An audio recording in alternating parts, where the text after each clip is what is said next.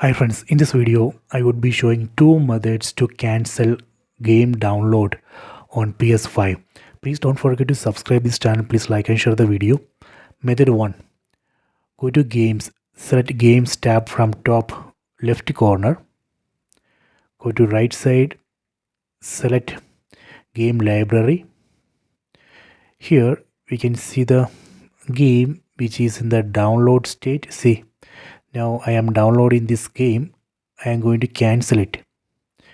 Press options button on the controller. See, now we can see the three options: downloading, delete, then information. Select delete. That way we can cancel this download. This is a method 1. Let me go to method 2. Method 2. Go to home screen, then press PS button. PS button on the controller. Then here we have to select downloads and uploads. Select it. You can see one download is going on. I am going to cancel it. Again, press options button on the controller. Now we can see the options. Here we have to select cancel and delete. Then select yes.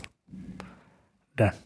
So this way we can cancel game download in PS5. I hope you have enjoyed this video. Please subscribe this channel. Please like and share the video.